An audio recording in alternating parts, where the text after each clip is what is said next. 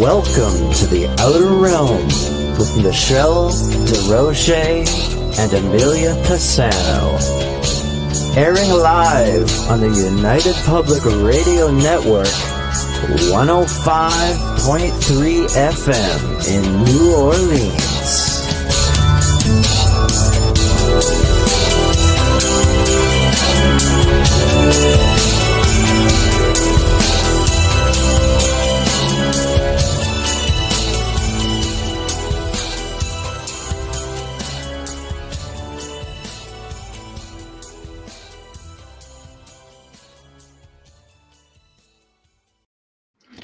Good evening, everyone. Welcome to the Thursday night segment of The Outer Realm. We are broadcasting live on the United Public Radio Network, UFO Paranormal Radio Network, 105.3 FM from the Gulf Coast, 107.7 FM from beautiful New Orleans.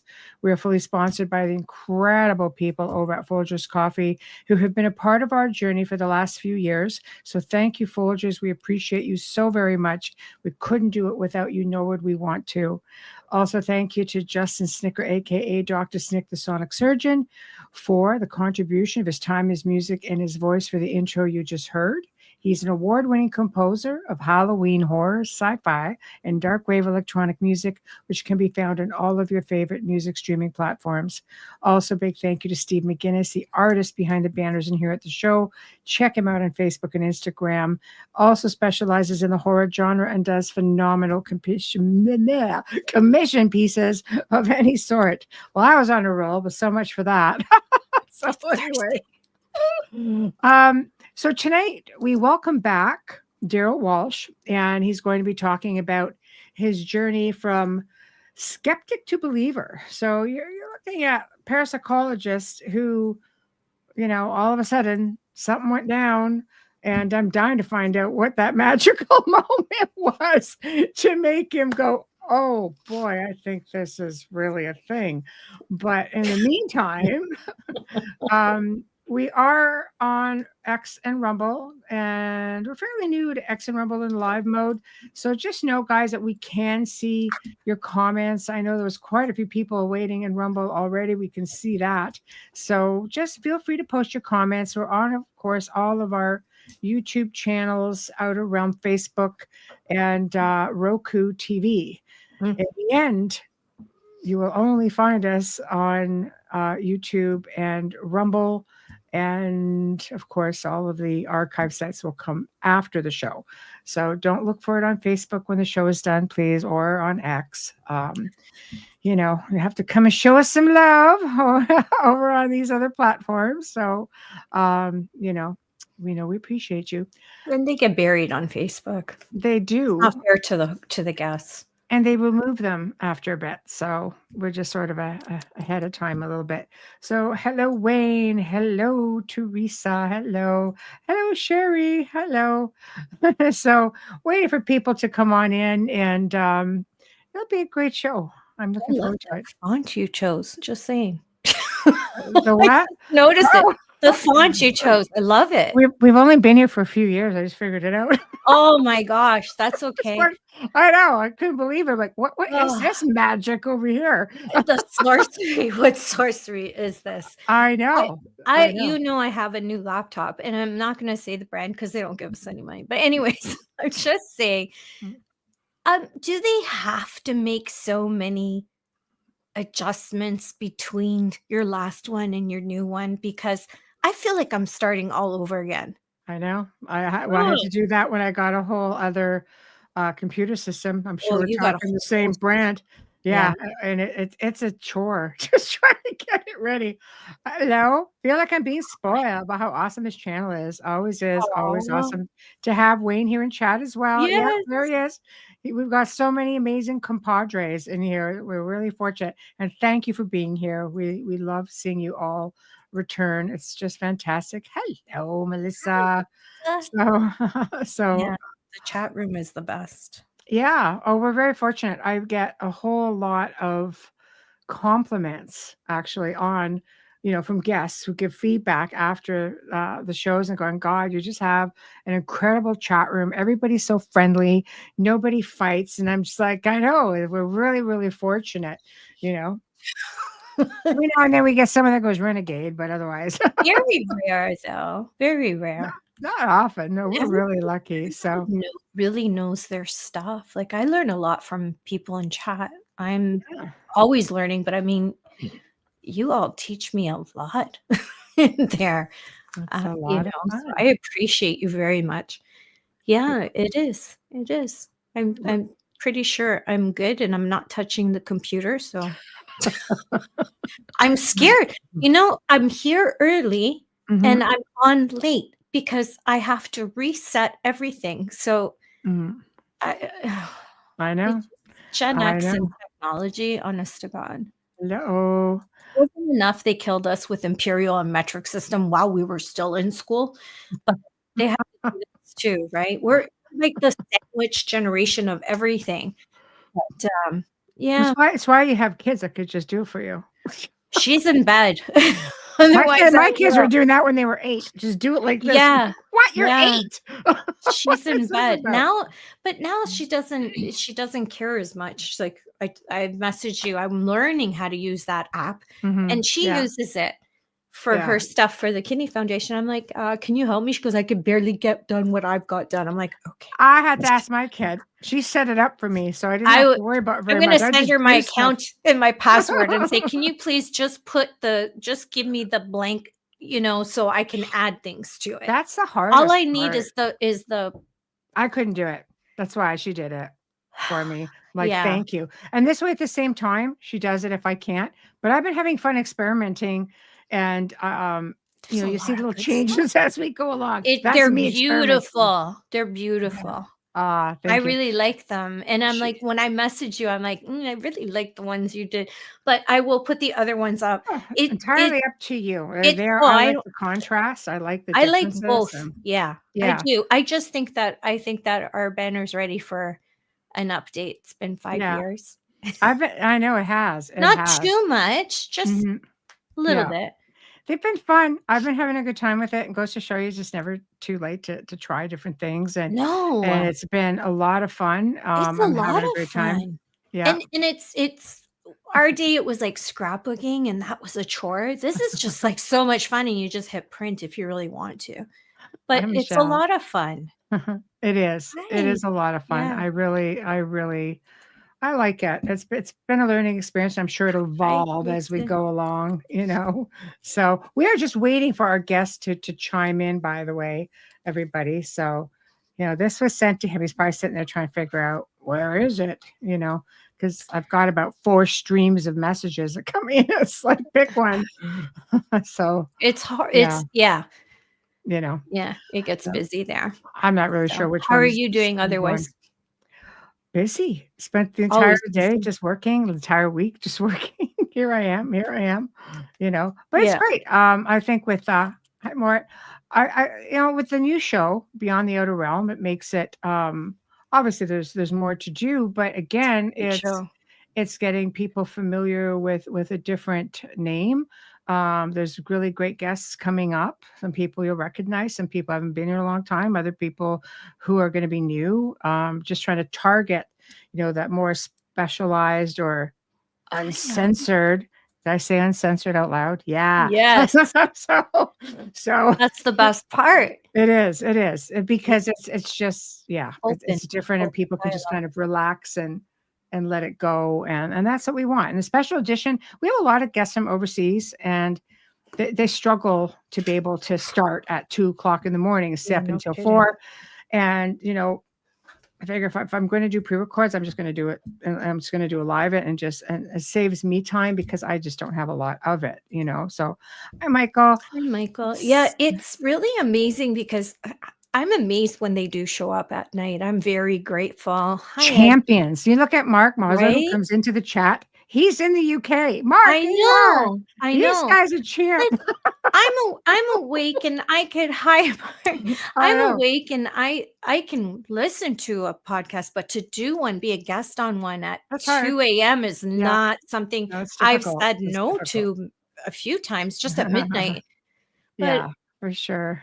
I I also do had that out of respect because you're waking up the rest of the house too. So, but absolutely.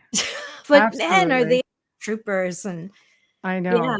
I know. Hamilton, man, I've only seen Hamilton on on social media. He's a busy bee right now too. Yeah. I don't keep track of anybody. I just don't have the time. No, I reached out to So, him. you I know, said, "Where have with a you been?" whole new show in the works, it's just it takes a lot, because you're A trying lot to of work. schedule for 3 shows a week, and it's a lot of back and forth. But I love it, and Stop, love I you. We love you, Mark. Sorry. yeah, I wouldn't do it any other way. 9 o'clock Yeah. is my bedtime. Yeah, I know, little ones, they'll do that to you. No, no. We were Yeah. so glad you were able to stay up until 11 last week and join us on the show. It's not easy when you have the small ones because you have to sleep when No. they sleep, Melissa. Don't ever feel bad about that because before you know it, you'll be sleeping with one eye open. Yeah, exactly. Like when they No. get in their 20s and start going out. It's Yeah. true. It's true, Ed. It's true. Catch up when we can. It's about the best Yes. that we can do. So while we're waiting for Darryll to pop in, I don't know what he's doing. So what would be, parapsychologists, you know, um, some people will tell you it's a pseudoscience, some people not. Either way, it's very scientific based as much as it can be, looking for all of the logical explanations, which we love. Dr. Yana, Dr. Elliot Van Oh, Dusen, yeah. it's the same. So it was always very interesting to watch the show Science and Beyond. You guys should check out any of the archives on the network YouTube because it's great. It was a great show, but of course, they're on hiatus. But what would make a really logical mind. I will ask Darryll this as a parapsychologist. What would make you a believer? Like when you're so conditioned to thinking a certain way, what would make you flip that switch? Like if it was you, what would it be for you? Aside from an apparition, getting in front of your face and going, "Ptsch, I'm here." Me? Yeah. Yeah, I'm asking you. I think I'm skeptical. Let's try that. What? Skeptical, not Yeah. skippable, like biscotti. Yeah. Um, I think I'm very skeptical. I do when things happen, I do look at them like 6 times sideways. Like Mhm. I don't know. It would have to be what it was for me anyways. The whole other than that apparition, communication, Mhm. clear communication. Yeah. And I'd be like, if I was a parapsychologist, I did look into that when I was younger. It's just Mhm. I'm too much on the other side of things. Mhm. I don't know, Yeah, it's a tough conversation, a medium and a parapsychologist. It's not an it easy it can conversation. be. Yeah, it can be. Uh, He's great. I mean, we've had him before and I love him. Yeah, it's not an easy conversation. What would it be for you? you know, it's a tough question. I've always I've ventured there every now and then because it's difficult. Doing television, you sort of get stigmatized with a certain thing, which is pretty Mm, much what happened. I'm always saying, I don't want to ask screaming demons. Not that they're not there. no. Absolutely, but they're not there all the time. Sometimes it really is, psychokinesis, telekinesis. Sometimes it's this poltergeist projection of energy. I definitely feel happens a lot, and I always say it's easier for people to think that there's something malevolent in there than it is to think, that you're a really powerful being, like you are capable of doing incredible things, which to me I think would be amazing to know. And I mean, I've done it. I think most of us, gals have done it in one form or another. My daughter did it because, you have a lot of emotion behind that. And when we transition into certain stages of our lives, we really tend to go. So, we do it Yeah, with a lot of oomph in there. the But toaster ovens later. yeah, Yeah. right. See? But I don't know. I think for me, um, I would have to see something more. It worked for me with having, you know, ET experiences. Seeing one right there in front of me, I was sort of like, oh, what did I say to that? Aside from nope. And that was the best I could come up with at the time.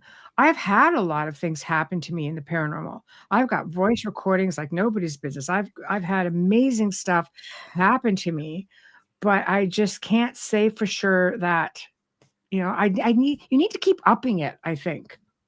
It's like I don't need the proof. I know a lot of it is there, but there's just some things that are kind of like, oh, come on, like give me something worth like believing about.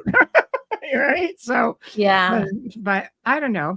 But our guest is here. So Yay. are you ready to go? Just nod. Yeah, we're good. All right. Without further ado, everybody, Darryll Walsh. Can you see me? Oh, good. Finally. Hey, We how are are live. We're you? live. Yeah. For some reason, your link refused to come to my computer. So the first time. So It's bizarre. Okay, you're here Elliot now. Elliot can tell you there's always something that goes wrong when I try to do something electronic. I'm one of those people that, they touch something and it breaks automatically. We were just talking about that. Amelia does the same thing. I know. So, So anyway, how are you? How are good, you? good, very good. How are you guys doing? We're good. I mean, Good. It's been we're a long here. time. It has. It excited. has. And we just booked Darryll again for October 23rd for Halloween spooky month. Oh, Got spooky stuff to talk about. that's So it's gonna different. it's gonna be fun. It's gonna be fun. So That's you know, different. I Yes. know. Hi, I Sherry. know. I love it. Mark, everybody's saying hi. I know. We have Alan, a very outgoing Thank you. we have a very outgoing chat room, and they're very interactive, and they'll ask questions and they'll give you opinions, and it's great because they're very involved, which we love. So That's Great exactly group. what we need. so I have to ask, of course, this question is one of those questions that have just been nagging at me since you said I'd like to come on and talk about this. I'm like, yeah. So what makes a skeptical parapsychologist go, I think I'm a believer? I have to Right. know. Well, just let me qualify that. Although I'm going to, Yeah. I'm going to tell you, it's a long story. Because we got like okay, about 2 hours. Yeah, hour and a half. 2 hours, yeah. Hour and a half. You've got to believe that I am a science-based PhD level parapsychologist. So Right. obviously I look for evidence and stuff like that. I Yes. know. And so I know. anyway, I you see. have to have fun. I mean, I'm obviously not too serious. I'm one of those people that would have irritated everybody in the lab, you Right. know. But anyway, most of the time I need evidence and stuff like that. Now, I've always had bad luck. I knew that wasn't a problem, and I could work around it. Mhm. But 3 years ago, Elliot and I were talking about Elliot Van Dusen, for those yeah. who don't know who I'm talking about. And we're talking about cursed items. And there's actually, you can get a few books on it. And so I looked it up and I saw one called The Crying Boy. Uh-huh. Now, it's done by Giovanni Bragolin, I guess. He lived Mhm. 1911 to 1981. And he did something I can't make out on my notes. Okay. Anyway, he did various forms of The Crying Boy. Mhm. And so I ordered the picture. It came with, gold frame and everything. And I put it You up. would. You I said, would. you behave, whatever. Yeah. No word of lie. My life went to shit when that thing came in. No way. I'm telling you, there were 2 shows that were a go. And there was one that there's no way it could have been refused. It was the Great Amish Mystery. We had somebody related to Esther Cox. We had the Poltergeist in Amherst, Nova Scotia, for those who don't know, the Esther Cox or the Great Amherst Mystery. Mm-hmm. And yes, I had the crew that I had for Shadowhunter when I was hosting 20 years ago. And so what? I had everybody. When you were 4. Yeah. I've directed some stuff, but I never took the credit for it.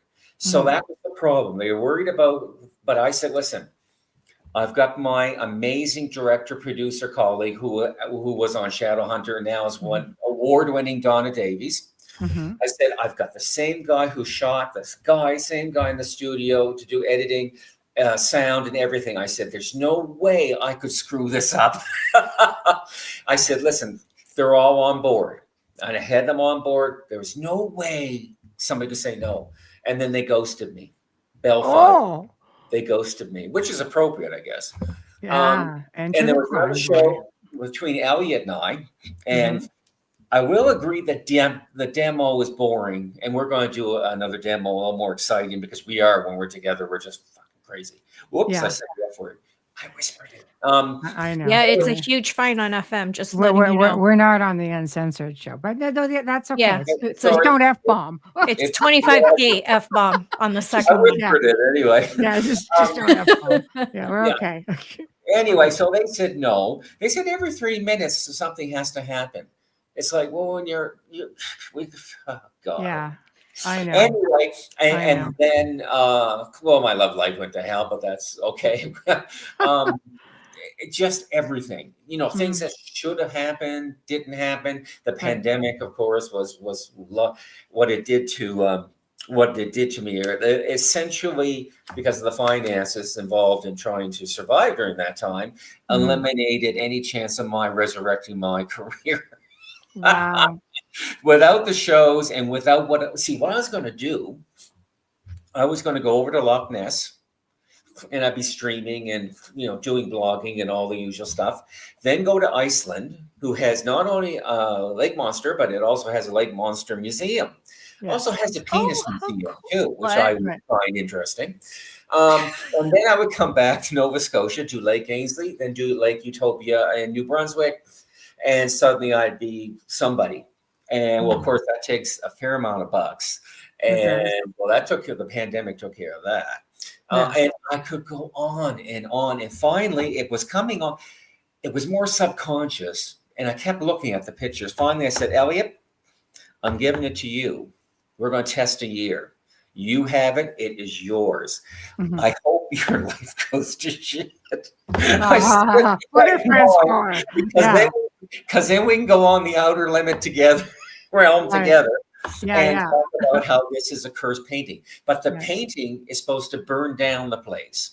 And what happens, and it's actually documented, if you look it up. Yeah, I know it well. 1985, I don't know anything about this. the house is burned down. Yeah. And they say that it has a particular glaze on it so that it doesn't burn. And if it falls down, face down, it could be the only thing left that's not burned. However, why wouldn't the stuff that's on the back burn? That's not got that fancy coating on it. Yeah. And it apparently, this started in north of England. I'm sure you guys looked it up. I'm aware of it, yeah. Yeah. Now, it hasn't burned anything down. I burnt my hand, but that's about as close as I I'm came. sure Elliot and his family are very appreciative. I think Elliot's got a lot of haunted stuff. Like I've got a haunted rocking chair back here. Yeah. And I've got a wand, magic wand. And I have a mask that may or may not be cursed from Hawaii, but it's never bothered me. Yeah. I've had that for years. So Right. Sometimes things don't react with certain people. What's that? Sometimes things, you don't get anything from it and someone else might. Yeah. Yeah. So I'm hoping energy thing. Yeah. It would be nice. I mean, Elliot obviously is going to be a laboratory experiment, for us. Poor guy. I know. Since then I'm more open to the possibility. I've always been kind of iffy on curses. I've kind of believed them anyway. And I believe them now. I got to tell you that. I mean, I'm sure there's other parapsychologists here or people or other scientists or whatever listening. But I believe in curses. That's been going on since ancient times. Curses. Exactly. So does it come from mindset and intention? What do you think? Like if you don't believe in it, if you know you're cursed, you're going to act in a certain way and probably make the curse happen. But what happens when the person does not know they're cursed? Excuse me. Or in my case, has a cursed item that's not intended. Nobody's intended on doing damage to you, type of thing. So, we could go on for hours talking about all the curses throughout history. I mean, the diamond, the biggest diamond in the world, apparently. Diamond. Yeah. Yeah. And you read that, and it's like, oh my God. Part of me wants it, but part of me says no. And now that I believe in curses, which, anyway. There's so much behind that, right down to amulets. Curses can go, it can go either way. when you put your belief system in something and go the other way, because you find something or somebody tells you they're cursed, all of a sudden, like you said, you're going to believe it. You may react a certain way. But when you're looking at some items like, amulets that could be used to reverse it, you still have to believe in it. I've had people come to me throughout, last couple of decades saying, I think I'm cursed. I'm like, don't lend it any merit. And don't lend it any merit. Don't put thought into it. Like I'm a big believer in acknowledgement is empowerment. I say it all the time. And I would, communicate with them a few months later and I said, okay, well, how is everything over there? They're like, no, actually, we just stopped thinking about it. And if we're not feeling the impact of that. But owning a cursed object, here's a question here for you. Okay, from Wayne. Do you want to get that, Amelia? Yes, I'm going to scroll it from here. Okay. I'm going to scroll it from here because it's easier because you have it highlighted. Okay. Hi, Wayne. Question for Darryll. If you already knew the backstory of the crying boy, do you think that your thoughts of what can happen with this picture were actually manifested by you? Just a thought. No, that's a good question, Wayne. That's a very good question. Because we just mentioned it. You can make your own future happen. If you think you're cursed or you have something that's cursed, then you can do that. But in this case, it was more like, okay, I'm buying this because I want to add to my collection, and I didn't believe that anything was going to burn down. This is a concrete building, but I was just curious to have it, so I put it up in the den, right next to a crucifix, actually. Not one almost way like to set it off. I don't know. That's literally the match. I'm just saying. I moved it around a couple times. I told it to behave eventually, but no, I didn't take it with any idea that I would be cursed as badly as it turned out.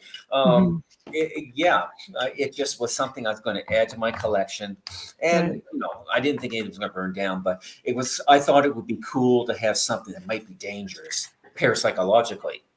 And since I already believe in ghosts, I just don't know what they are. And I've talked to Michael Persinger, who saw one of his students move a pen across the table in front of him as he was at Laurentian University.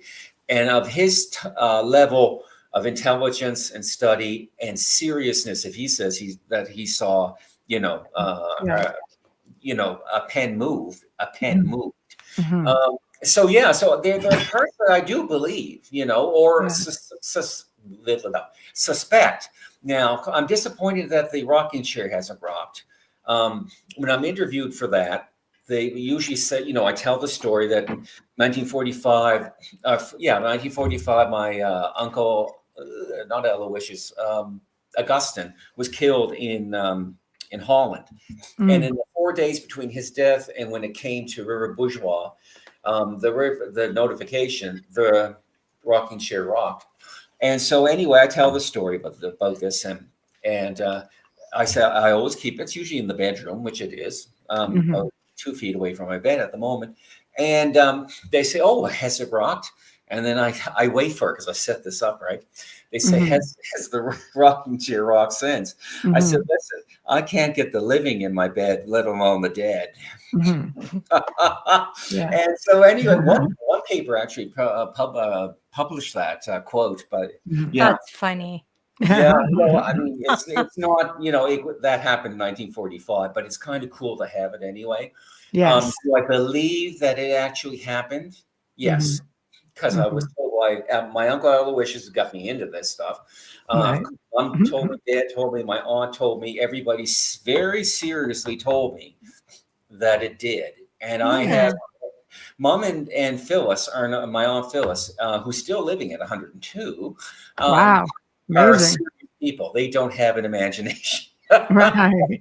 Mom's dead, so I can get away with saying that. But they have no reason to lie to you. No, they wouldn't. Even when I grew up, it's, you could say when I was a little boy, make a joke. And Uncle Aloysius was the type of person who would have said, I love his name. I led you on when you were a little boy. But no, he still talked about it. And when he died in 1998, I said to Mom, I said, I get the rocking chair. Now, the interesting thing about that, I was holding a meeting of my group, Center for Parapsychological Studies in Canada, and a bird smashed into the window the same 2 days after he died. Wow. That's supposed to be, So yeah, like synchronicities. Or a sign. So it was. I just found it amusing. I'm looking at it up in the, while I'm talking to the members. We're in the boardroom, and I look up and see it splattered on the window. Nice. And that might be a different kind of sign. yeah, I'm thinking, Al, are you joining us or something? Oh boy! Oh boy! Yeah, anecdotal evidence really isn't enough to. So I couldn't write a paper on the rocking chair or the crying boy. Well, I could maybe, but not really on the crying boy.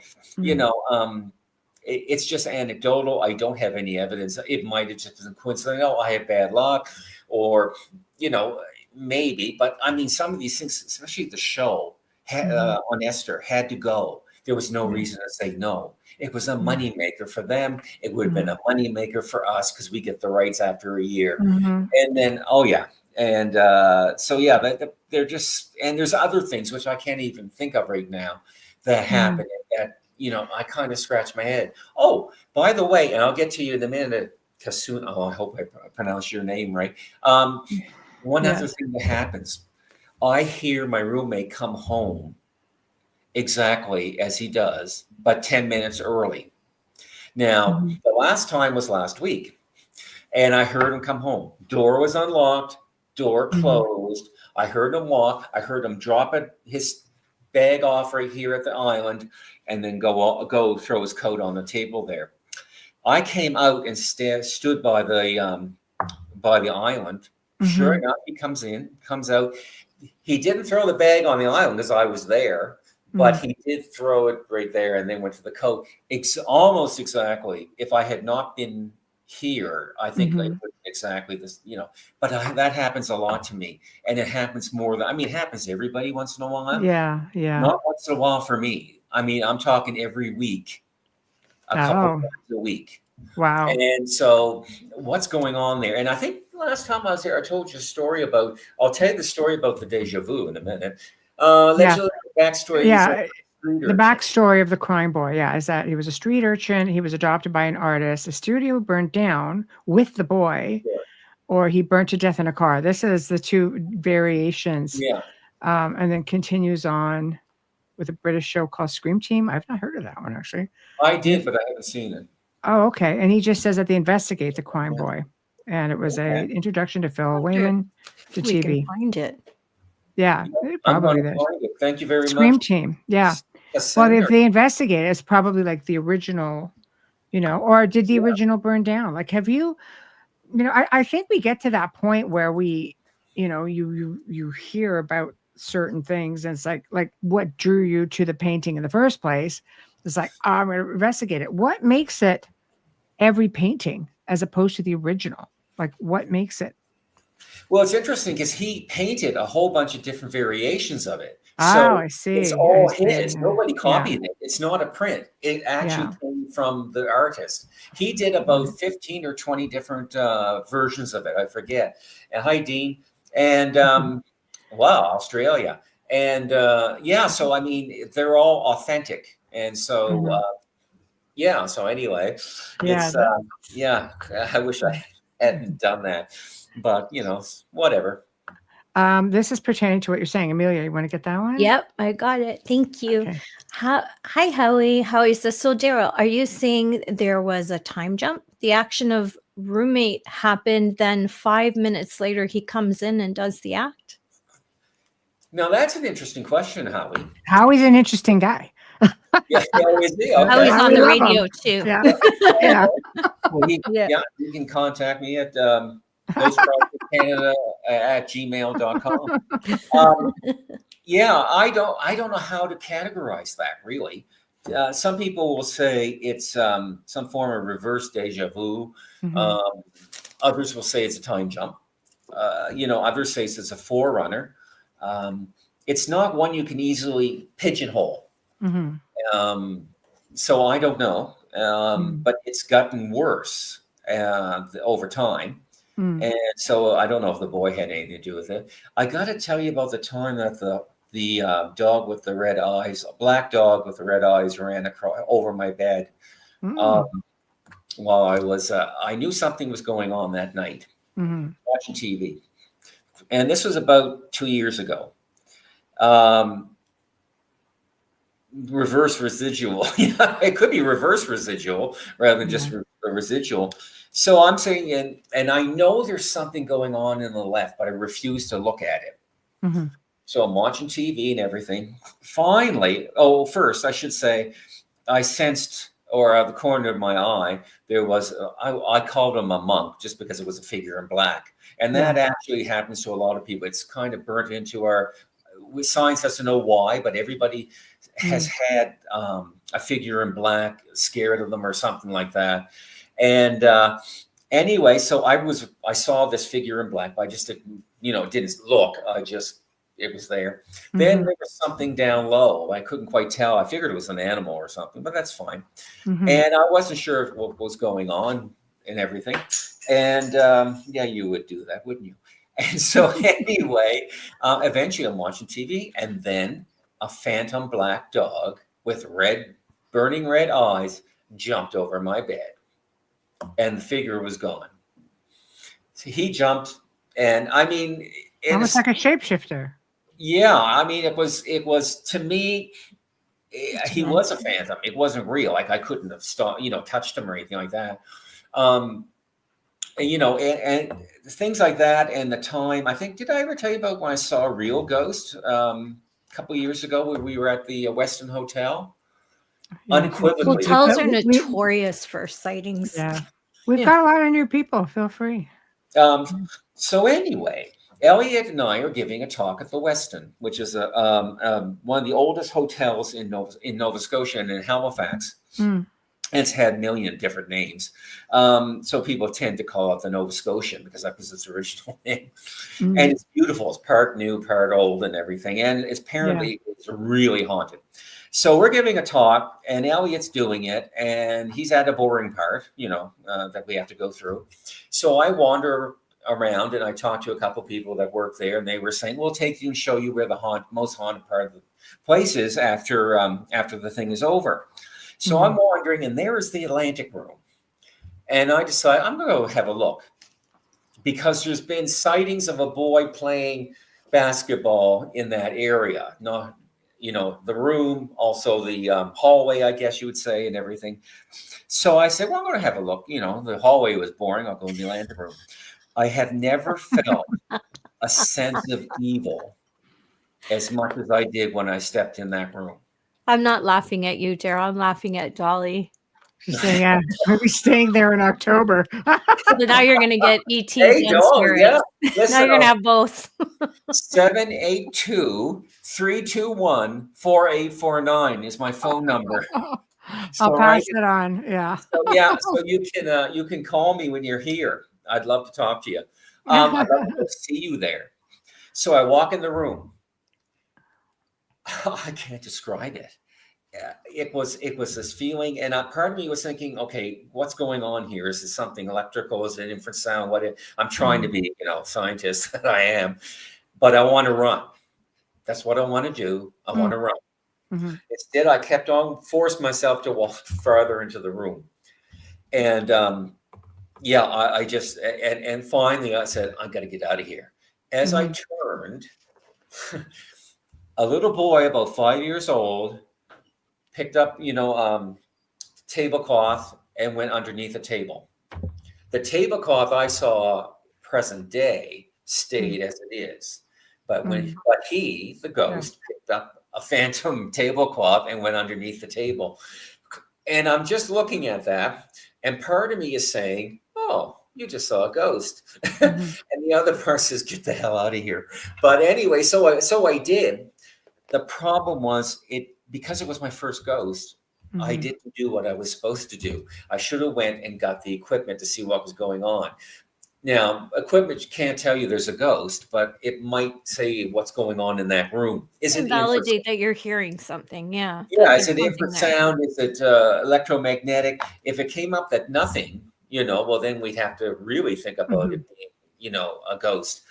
Instead, I forgot that I was a parapsychologist and talked to a couple of people that are sensitives, brought them into the room. One sensed something, one didn't. Afterwards, it was all finished. I told the crowd. Some people went in, including Elliot.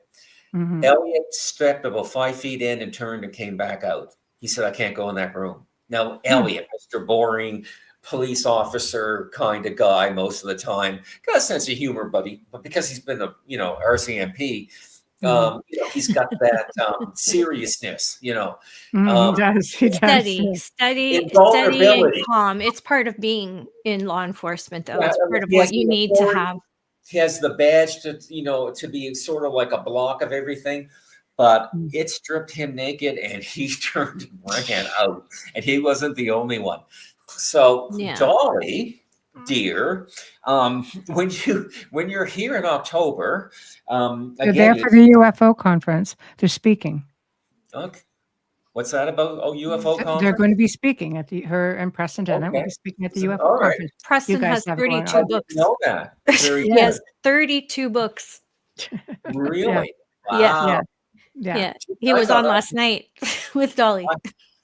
I thought I had 4 books on Jack the Ripper, and that was too much. Which I haven't published it yet. Finished them off yet. But I'd have any excuse to go back. And this time, of course, I try to be the scientist I say. But see, I'm an analytical parapsychologist, not necessarily an investigator. So I don't have, I did that, but now I'm in the analytical part of it. And so I wasn't thinking about actually investigating what was going on, scaring the hell out of everybody. I was thinking more as an analytical. Okay, this is interesting. Some people feel it, some people don't. What's going, to try and understand. But even scientists have experiments. Yeah, exactly. So, but the next time, if I get to go there again, and Elliot, if we know the date, Elliot will probably come up. If not, he'll send some of the equipment or down with me, and I'll be going in that room one more time. And this time, I'm going to go in and find out what's going on. And I hope I see a ghost again. It's interesting. It's just fascinating to see a ghost. Nova Scotia's so loaded. It is because Nova Scotia is the oldest place that's been continually, since 1604. Before Quebec, by the way, for you people who think Stephen Harper and everybody that said 10 years ago or so that Quebec was the first place to be, Nova Scotia.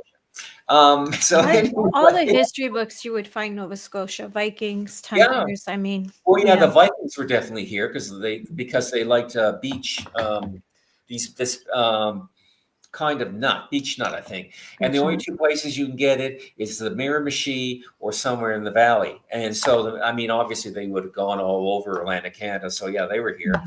But I think seeing a ghost is fascinating. As a scientist and as a 10-year-old boy who who my uncle used to give, books to. But I think it's just fascinating. People get scared. I was just reading a book about some people who had ghost experiences that were, pleasant or whatever. And I'm going to see if I can find them. One is Nadine McMullen. She had a time shift.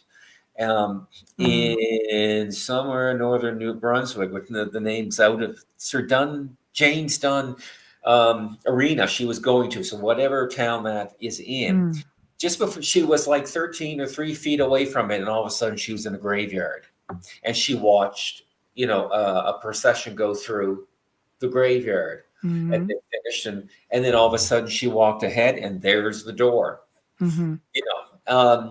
Fascinating, and she could be fascinating. Ghost her phone number is on the internet. I got to call it and ask her, "Are you the one that time shift?"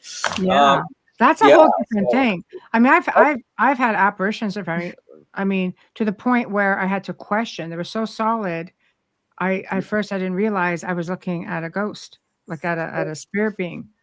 Then they were just gone, and you're kind of looking around, going, or you're talking to somebody. And everybody's like, who are you doing? I'm like, because I'm animated when I talk. And they're like, I was just talking to this man. They're like, no. Oh. I'm not going to be that guy. Oh. All I right. always wonder why it's the encounters are so brief. Is it that we're not catching it fast enough, or is it that they don't have the Yeah, it's interesting. strength to kind of say? That's why I said earlier, what would get me is clear communication, because that would require a lot of energy to stay there. Well, you'd have to go in thinking, okay, I will this fall. There's a Mhm. ghost. I'm going to concentrate very much on you, Mhm. and and see if I can prolong a sighting. Now, another woman in New Brunswick, I believe it was, they had a house BC had a house, and it actually was an extended experience. It lasted maybe a minute, but they don't last very long. I would imagine it's hard to do. There is a barrier between life and death. Now, we know there through near-death experiences that there is an afterlife, and we know our consciousness lasts up to 2 hours. So where is it, right? So, but that barrier is extremely hard to get through. So I would imagine it would take a lot of energy to get through it. So once you're through it, you kind of used up everything you had. And the two universes, let's call them, death and life, they have to exchange, something. And that's what I'm looking for. I want to find a ghost that shows up frequently and shows up when it's supposed to, and then I can measure what's going on at that spot. I don't have to see it necessarily. I don't have to be right there, but I want to be able to analyze what happens when one shows up. And then I might have an idea more of what the barrier is, and can we penetrate it?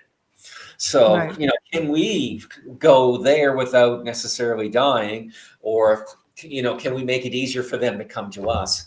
So, I'm not a complete skeptic. Like I told you the first time I was on, don't show me a bunch of horse poop and tell me it's a unicorn. I still Right.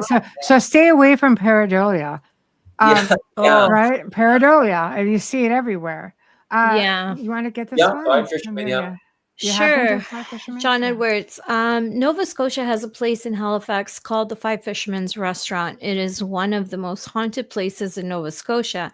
I captured thousands of orbs on video, cause unknown. Have you ever been there? I practically lived there in the 80s and early 90s. Yeah. I had a friend who worked there who never told me it was haunted, by the way. But I was there a lot. And I never sensed anything. There's a lot of things people felt somebody touch, or stuff was moved, noises, names called, stuff like that. We know orbs are not anything supernatural, so that's no proof there. And that's the critical thinker in me and parapsychologist. But everything else, out of body experience, encounter, those are hard to do on demand. So people do it. And what we like to do is to have something up by the ceiling so they can't see it laying down, and then have an out of body experience, go up and read or see whatever's there. That's the classical, classical. They do that in hospitals, even for near-death experiences. Right. There's some cases in the surgical rooms, and they change the message every single day. So if somebody kind of floats up there and sees themselves, they'll say, "What did you see when you were up there?" I watched this documentary. I thought it was bloody brilliant. And then the person would relay what they saw, what the scrolling message was, because there's no other way they could have known. Yeah. Well, I think that's brilliant on the side of science. Yeah, it doesn't often happen. Some people just past that and go on. Another thing that's really interesting that I'm getting into and I'm analyzing is deathbed visions, mainly because both my mother and my father had one as they died. As my father was dying, we were all there the night before, and we're talking. He's having fish and chips. He's having a great time. He feels a lot better. He died of leukemia. So anyway, all of a sudden he looks up at the wall. And he's really concentrating and just a little bit surprised. And I want to ask, who do you see? But Mom's right there next to him. My sister Carol, brother-in-law Rick, and myself. And I wanted to ask that question, but I couldn't, because Mom was right there. And I knew that would just send her off, right? Mm-hmm. So anyway, he saw somebody. And so anyway, later on, 10 years later, Mom died. My sister called me the night before and said, hey, I'm going to take care of Mom tomorrow morning, Saturday morning. I said, oh, thank you. That's a nice change. Because she took care of her in the afternoons, late afternoons. I was in the morning Mm-hmm. or anytime because I was in the basement. And I still hear her, by the way. Anytime somebody drops something upstairs, I think it's Mom. Mm-hmm. So anyway, she taking care of Mom, gets her all cleaned up and everything. Mom was 90 years old, Mm-hmm. and she's happy, something new. And I got to tell you, something weird happened when Mom got when Mom started to die in her last year. Before this, there was a white cat called Snowflake from next door, with two very hot boys. Mm-hmm. And but the commander, the father was a commander in the armed forces. He'd been in in fact, he knew a lot about Shag Harbor, but he couldn't tell. And he said it wasn't a UFO, by the way. He said it wasn't. Did he wink after that? I really had to push him to get that and get that because it's so security wise. But anyway, besides him and the hot boy sons he has, there was Tell us how you really feel. I do notice other things than ghosts. So anyway, so the cat stopped coming. Snowflake used to come all the time, come in and sleep on the bed. As soon as Mom stopped eating, he stopped coming. And then the last day of her life, guess who shows up? Wow. He comes in, jumps on the bed, and lays down next to her. He's never done that before on purpose. She's always had to pull him, towards her. It was just when Carol's telling me this, it's just I just got goosebumps. And then Mom saw something, and she looked up and she was seeing something, and she had this look. Carol said, not happy, surprised, but something like that. There was something. She saw someone, I think. And Carol, remembering that her little brother is a scientist. Carol's a scientist too. She worked in cytogenetics. Yeah. Anyway, she at the IWK, and she said, Mom, what do you see? Who's there? But Mom couldn't speak at that point. And then about 10 seconds later, she got this kind of look on her face and died because her heart valve gave out. So she had a momentary, what was bang? She's didn't even have time to have the question and get the question out in her mind, I bet. And if you can't die in your sleep, that's the way to go. Somebody comes for you, and then you die within 3 seconds. That's what I certainly wanted. Not long, not in a hospital bed in the hallway, trying to breathe or whatever. God help me. There's a lot of great deathbed stories or experiences like that. I've witnessed some myself. Yes. They definitely get a glimpse as to what's happening. Yeah. There's a nurse on YouTube, and I don't know. She always dresses in blue. She works at a hospice, so she talks about what it's like. And one time she was showing people as they were dying. She had permission to do this, and the first one was an old lady trying to do that death rattle. Yeah, it's something. Yeah, I couldn't. I mean, Mom, that's now 8 years ago, but every time I see an elderly person, that's what I think of. And I couldn't watch this woman die. I'm sorry. But anyway, she's blonde. She works at a hospice, wears blue. So I'm sure if you type in something about hospice. I've seen that. It's really well done. Yes, and she'll tell you right up, I don't believe in this. But, and this, she'll say something will happen, or she'll say something did happen, or this is how we die, whatever. And she's very on the point. And I watch her when I can, but I couldn't watch it's that. It's hard because you go back. Can I share something with you? Yeah. I'm going to share this one story because I know I have permission to do this, but I've had these experiences before. I was there when one of my good friends' mother was passing away, and I was communicating for her mother who was unconscious with them, and her sister, like I don't want to say the name, but this woman's sister was in the room, and the day before they were talking about going to dances and how they would go to meet the boys, and And, you know, we're talking way back in the 50s, and it was just beautiful. And she's like, oh, she was telling me the story. So I responded for her. Yeah. And it was the most beautiful experience I was ever permitted to be a part of. You were blessed for sure. I was. I didn't even, you know, like it when that happens, I'm more than happy to help. And I wish it was, I mean, you don't wish to do it all the time, but you wish you could help people through that. But that's got to give you a what the hell kind of thing. Because even I was like, what the heck? Yes, because what's happening, you know, you all of a sudden you're doing something that shouldn't be able to happen. Now, telepathy, I kind of, you know, whatever. But at death, there's no reason why it couldn't happen. But I've never been like, other than when someone's passing, I'm not able to do that. Yeah, I'm it just has to be saying. something about the moment of death. Whatever happens to us at the moment of death when the barrier is broken. True. And yes, I would believe telepathy at the moment of death or very close to it. Now, otherwise, I'm not quite convinced. The science says it does exist, so I'll go along with that. I believe it. I just know I can't do it. Yeah. You know, I believe in everything. Was completely dead to the supernatural. But I just want to make a quick comment. There are questions. I'm flagging them, and we will get to them. But we're just going to keep up with the conversation, and then we'll go along afterwards. So I'm not ignoring anybody. Just want to go.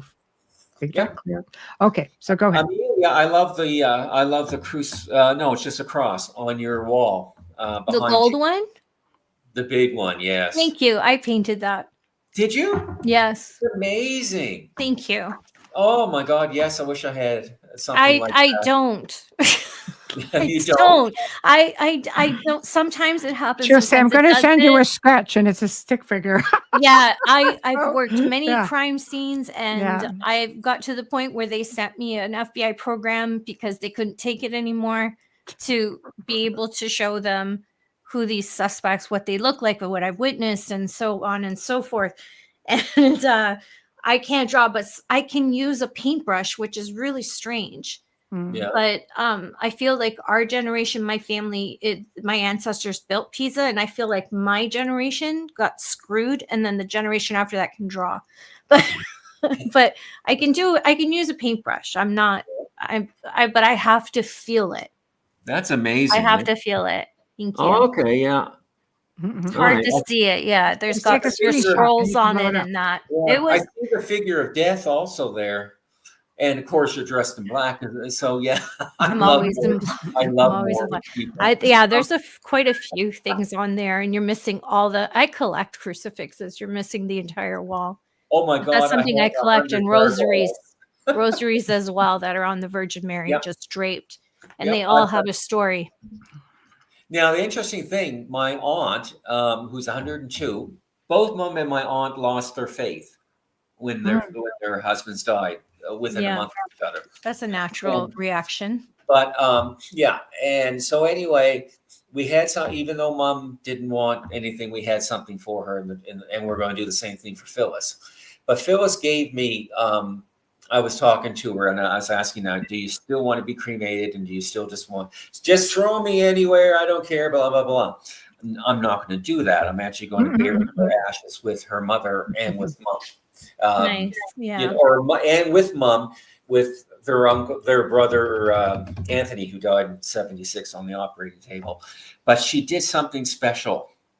And if you'll give me 5 seconds, I'll go grab it. Go crazy.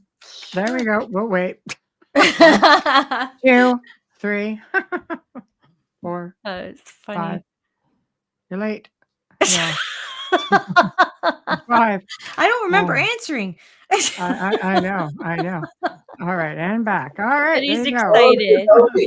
So anyway, we had this. You were talking about moments where you sort of know what the person is thinking, and it's not. I don't know if it's telepathy or whether it's just the fact that you understand where she's coming from or whatever. But she gave me that. And it's funny because she obviously does not believe anymore, but she gave me that after we talked about it. And it's actually, if the crying boy was here, I put him right, you can tell my hand is shaking.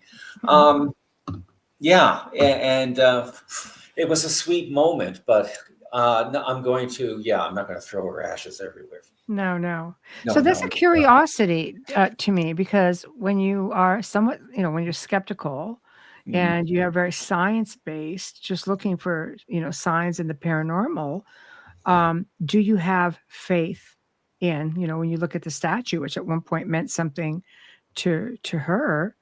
What do you think when you look at that? Do you put belief into it, or are you just like, oh, it's special to me because you gave it to me? Well, I mean, I believe in God anyway. When Mom died, I knew Mhm. she was up in heaven with Dad. And there Yes. was no doubt in my mind. And I had questioned myself because I've been a skeptic for so long. Did I Yes. still have faith? I mean, I pray every night, but I could be doing it Mhm. just because I did it as a kid, right? So you just Conditioning. Yeah. repetitive, and it doesn't mean Mhm. anything. Right. But so I was wondering, do I still have faith in Mhm. God? And then, but when I heard Mom, the day Mom there died, Mhm. and I'm leaning against the kitchen door, and the policeman's there, and the two ambulance guys. We say, listen, you're undoubted because of Nova Scotia being short of ambulances. We Mm. say, listen, we're okay. Go help somebody else. They Mhm. said, no, you two are the most important people right now. Aw. And I thought that was very sweet of them. Yes. But I knew instantly. See, I had a camera in the room for Mom, so we could watch to make sure nothing Mhm. happened. And so I was watching. Actually, one of the 40 minutes after she died, one of the attendants wanted to try to resuscitate her. So, and then all of a sudden, he gets something on this, beep. This is Yeah. 40 minutes after she would have flatlined, and I'm thinking, no. And Carol, No. Oh. Mom was at the point where she was ready to go. She wanted to go, and she went It's a very. tough, yeah, it's a And tough if she moment. came back for some reason, the head would be scrambled, and she'd die, in a hallway at the hospital. But it was Mm. actually her pacemaker. So Yeah. anyway, but no, I was absolutely certain, more certain than almost anything in my life, Mm. she was up with Dad. Yes. And then I thought, God, I do have faith. And Mhm. it's separate. I mean, I have faith, and I know it's faith. Mhm. It's not evidence. It's just I know something. Uh, Mhm.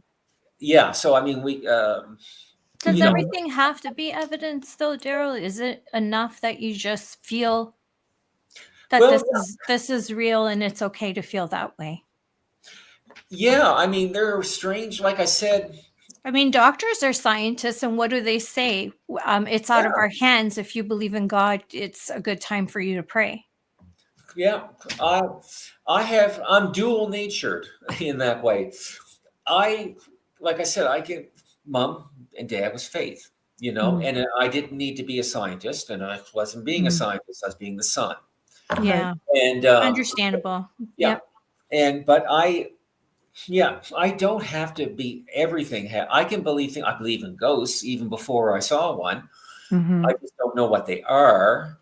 Now I don't know what happened with that little boy, but Mhm. had a white shirt on, beige shorts, and white sneakers with white socks, I believe. Mhm. So anyway, he's blonde too, and so anyway, yeah, no, I'm not one of these people that no, doubting Thomas. I got to put my hand in your wound type of thing. Mm. I've Yes. No, never heard that. I love that one. yeah, I'm gonna put my hand Mm. in your womb. I like yeah, that. that's kind of creepy too. But in the It's deathbed okay. visions, I mean, I don't need evidence of deathbed visions. I believe in them totally. I believe Yeah. in death experiences, but we have signs for that. So I'm a Mhm. mixture, right? It Right. Of I think it's fantastic. I think it's very important to, have that mixture and to be open to hearing everything, because none of us have the answers. When you said, "I don't know exactly. what ghosts are," I don't think anyone really knows. No, Mm. nobody Being does. open-minded skeptic, I mean, that's Yeah. probably, That's okay. if you're a complete naysayer, and then, I mean, I like being debunked. I don't really have, issues with somebody saying, "No, that's a no." I am always researching. I'm always a student. And I Yes. think that's how we have to look at ourselves. As I don't believe in experts in the field at all. I think only media labels people as experts. Can't be an expert in something that's like not entirely explained, Yeah, right?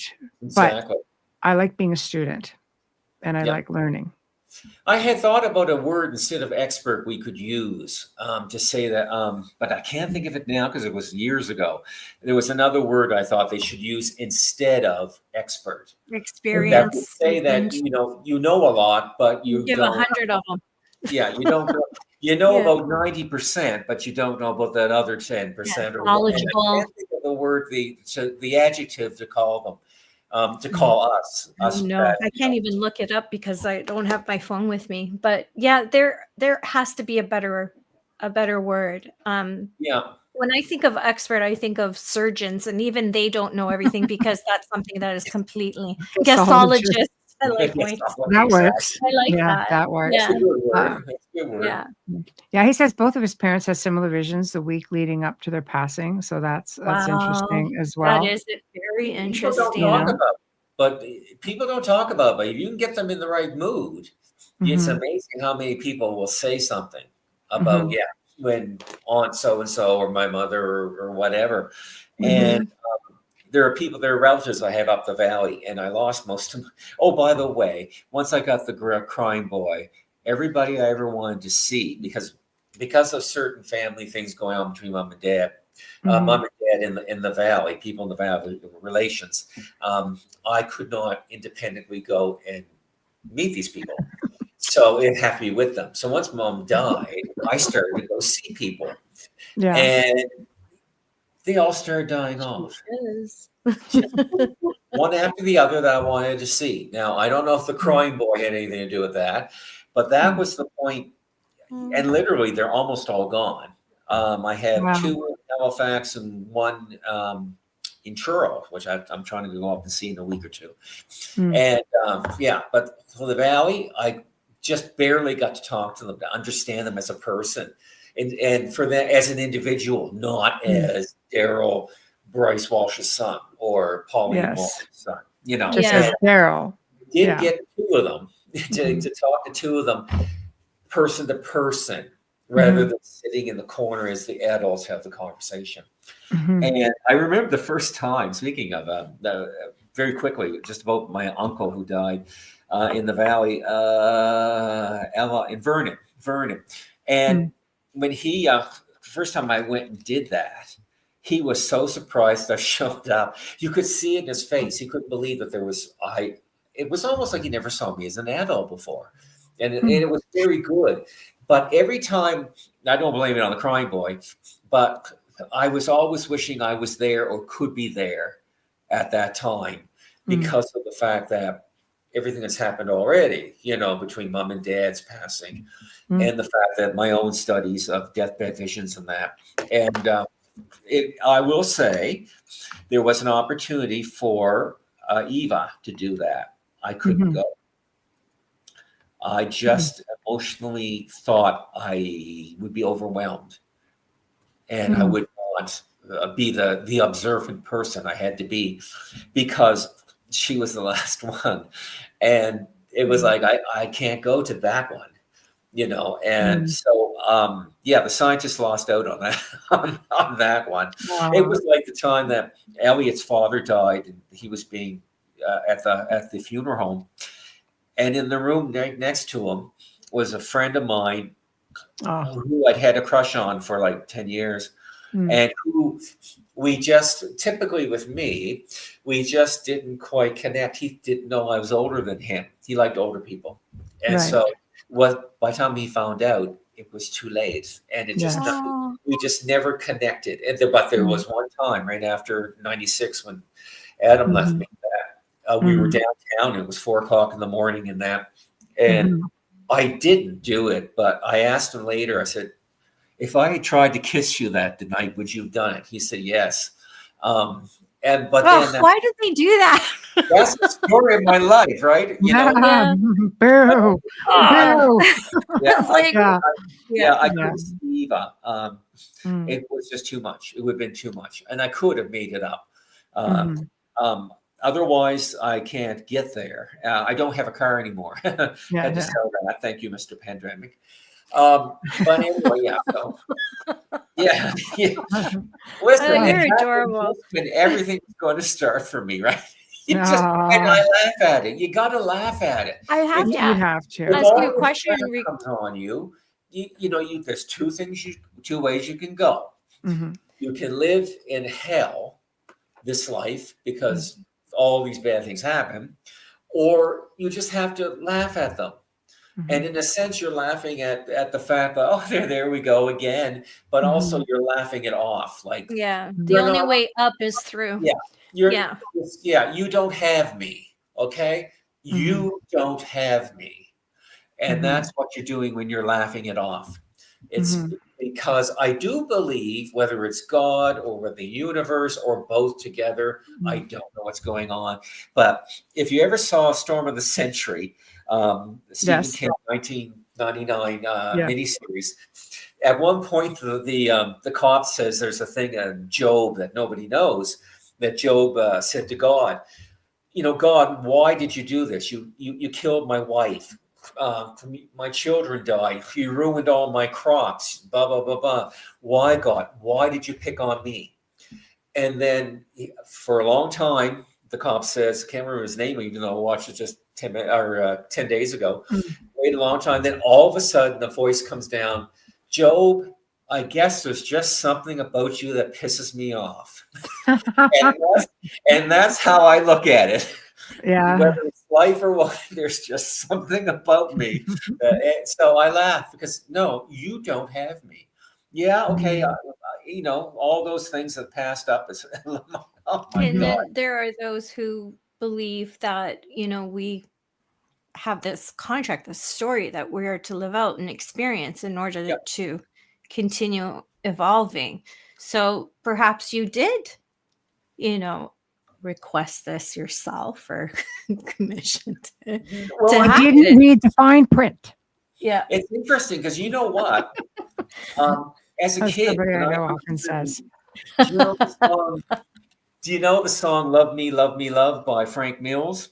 No. It's probably if I hear it. I don't know. Yeah, it talks about an organist who stands on the corner with a little ape or whatever, chimpanzee, and waits. A small ape. I love that. There's a small ape downtown Manhattan. Yeah. And it's about Yeah. And the middle chorus talks about the fact that he does this in the rain and everything to until in front of her, tell his story until death can ease the pain. And I was 8 years old when I first heard that, and I knew I was going to live that kind of life at 8 years old. Now, mind you, I struggled against it. It wasn't like, okay, shit's going to happen to me. I struggled against it and fought every single thing.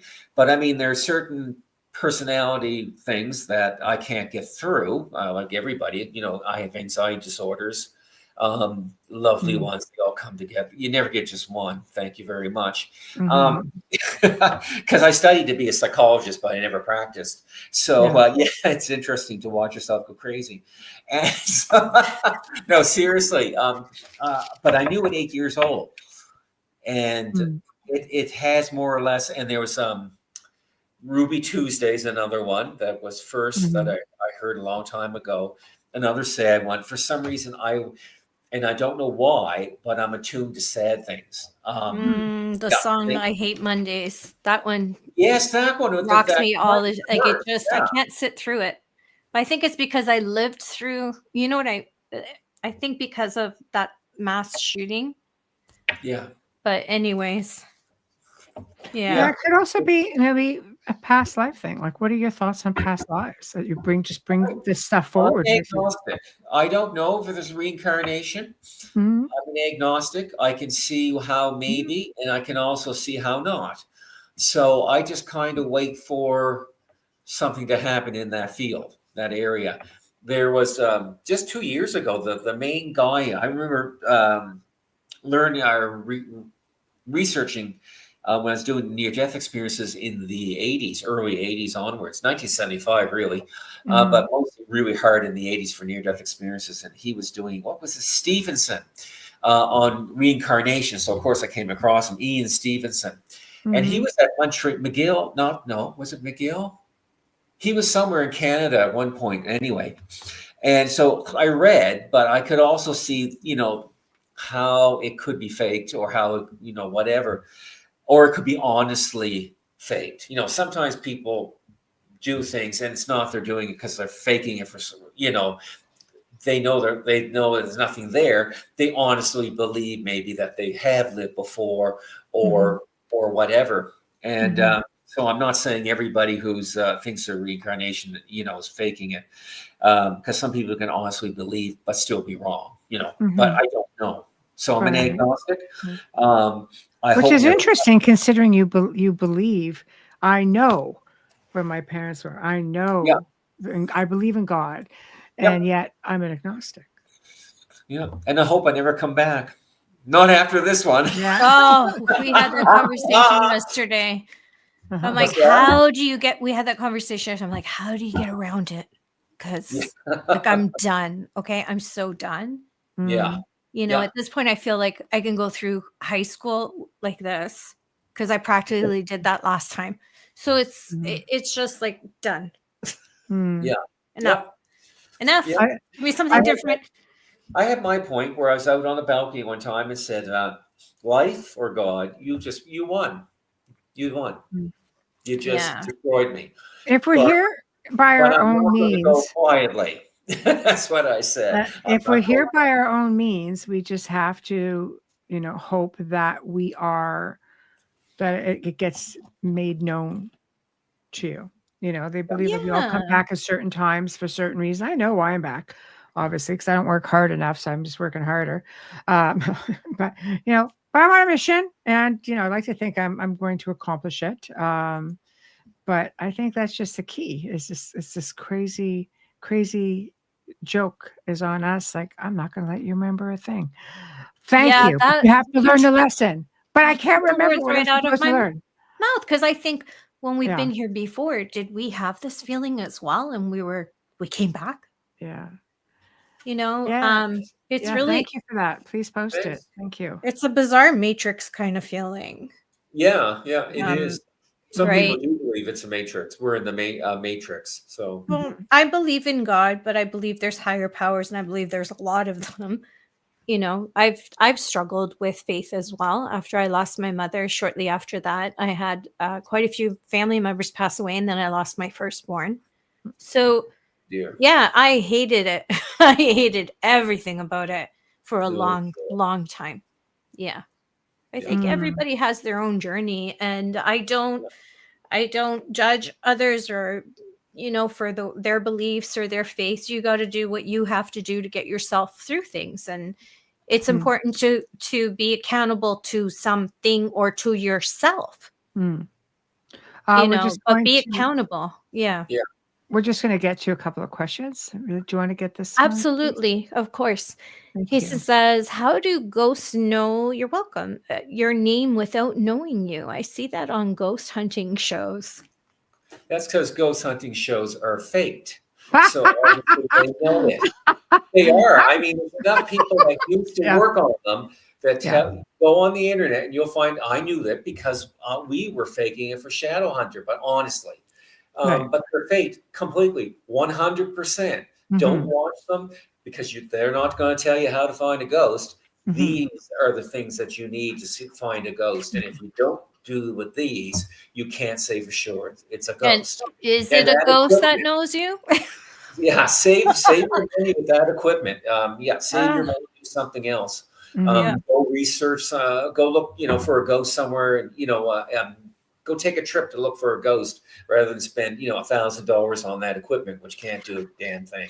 I think if you're meant to have the experience, you will. I mean, my answer to that would be the fact that if you're dealing If you're not dealing with something residual, and a lot of it is residual or self-projected, but if you are dealing with a spirit and they're an intelligent spirit, and you can do voice recordings, for instance, and get something intelligent and not something that just keeps replaying and imprint Clear. and clear, yeah, class A. I mean, there's that degree of intelligence would still be there, I would think. I think a lot of times just because you're stuck, I don't know you're dead, you're hanging around, doesn't mean you're less intelligent. You just have to realize that there are different levels of hauntings. That would be my response to that one. For what it's worth, I think the boy was residual. I don't think there was a spirit. Well, I want to think, because of course he was a human at one time. Yeah. But I think he was just almost like a replay of something that happened a long time ago. Except for the fact that, why was that? Why did he hide from me when I turned around? It was almost like he was responding to me. Like Elliot tells a story about where we were in someplace in Nova Scotia, and the ghost of a woman all dressed in white walked down, and she seemed to look towards us, which residuals can't do. They shouldn't be able to do, because it's just like replaying a tape, or that's and the idea is the stone tape theory, that somehow our emotions can be attached to items or locations. Recorded. And so recorded, exactly. So they I have to tell you, my name has been called many times. My name's been called, but not here as well. Walking my apartment. This Wayne, I mean, this is the house that we lived in. It goes, they knew my name, the names of my sons, one of which had not even been to the house yet. Fascinating. But again, I'd love to go to that house. We sold it. It's gone. Do you know what house I want to go to? Which one? The one where Lizzie Borden, where she killed her I've been there. Yeah, you may not want to go there. I was told by the person giving the tour at the time to stop giving the information out. First, he asked me to walk ahead, and then he told me, and he pulled me aside. And this is nothing to whomever owns it now, because I know he's not there now. So don't send me an email and tell me you're going to sue me, because that doesn't work. I'm in Canada. But anyways, I'm just saying this was my experience. It's not that I'm saying this is the way it is, but he did pull me aside and ask me to stop, because their story is, they have to follow a story. Yeah, it's scripted then. Yeah. So they have to follow, they go through and they do this, and they, and it's okay to give bits and pieces. But the last thing I wanted, I went to him because I wanted to book him on a show. The last thing I wanted was the people in the group to know that I was a medium, because it ruins your experience, because they keep looking at you like, do you hear anything? Do you see anything? Did she say anything? It's like, it's hard, right? But then once cat's out of the bag, I'm not going to be rude. I was on radio. I was not going to be rude to anybody, and I'm never rude to anyone. Yeah. So, I saw things that wasn't part of the story, but he did confirm that it was true. There's rooms there that they don't talk about that were something else before. That's why I want to go. Yeah, but I sense there's more to it than just Lizzie Borden killing her parents. Absolutely, there is, and I can talk to you about that privately. But it's a place where everybody goes because they want to get spooked, and it's an incredible. It's like anything. Yeah, every time a location comes up, everybody has to have a piece of it. Yeah, it's haunted, yes, and it's really cool house. Like, I love the kitchen, but I mean, is it haunted? Yes. Is it her? Not always. So, when you go in there, you have to remember that groups have rented that place out. So God knows what they've conjured up and brought in that, manifestation. We don't know, because not everybody is seasoned or understands. And to add to that, people don't realize what you do to certain spirits when you go into a space, because when we were at the manor, in the house, we would allow people to come in, and sometimes because we filmed there, everything, people come and film, and amazing things would happen on film. But only in maybe a handful of occasions where people would come in and want to investigate it. And one group in specific. They were just ridiculous. And the spirits went quiet for about 2 weeks. The whole house just went, that was it. They were the last ones in. You know, it's interesting that because you just brought up an interesting thing. When a ghost appears, and it's one of the ones that appears relatively frequently, let's say, how do we affect them if they are a spirit, not just a residual, thing? You know, are we affecting them? That's an interesting question that, well, obviously we can't answer, but yeah, because like I said before, there's exchange. Yeah. And between the two areas, so that's a good, that's an interesting question. Well, like it's Tulpa, also same. the Tulpa's Same a big idea. one, like Tulpa's a big Slenderman, one. Yeah.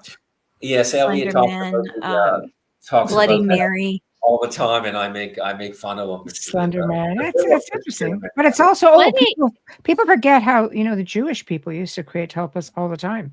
Yeah. Yes. To serve them and things like that. Like it goes way beyond just Slenderman and all of this current stuff. You have to go back in time to history. I do. Even The Art of War was not written by anyone present. It goes back 2,000 years. Think about that. It does. I have the book. Yeah. Okay, we've got a couple more questions. This one is local to you, so we'll take this one. Okay, John Edwards, do you think Oak Island has paranormal activity based on your research? Okay, I'm gonna have to qualify that answer. I was gonna say no. I've never heard about that same thing with Citadel Hill. There was nothing mentioned at all until very recently.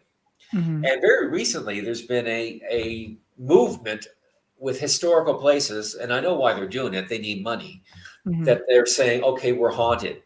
10 years ago, you couldn't get a restaurant to admit they were haunted. Now they're haunted everywhere. You should have to prove it. Yeah, Oak Island and Citadel Hill. I was called by the Royal Mint, and I had consulted with them about a private set of coins that somebody requested. And then they called me and asked, what do you think about the gray lady at Citadel Hill? I said, what gray lady? And he told me, I said, there's no ghost at Citadel Hill. I said, not me, but there was, Phil, there was Jessam, there was Esther, whatever her name. There's like 6 people, Helen Creighton included, the most important, ahead of me that never said anything about Oak Island or Citadel Hill. So I said, they're making it up. So anyway, he wasn't happy with that question. I said, that's what it is. Obviously, I wasn't quoted because I never got any blowback. But they do. Now, interesting about Oak Island. Islands in Nova Scotia seem to have an awful lot of lights and buried treasure on them, which is fascinating to me. And because, of course, with buried treasure, you have to kill somebody to be the spirit to keep to guard the whole thing. And so that's why I'm always interested in islands. And but also lights tend to be seen. And I will admit there were 2 things with Oak Island, and they have to go way back though. Right after probably 1800, where they saw lights on the island, and they went out in a boat, and they got scared, and they came back, and then there was nothing at all about the until recently. The interesting thing is, it wasn't 3 boys that found that place; they were all adults. They lived on the island.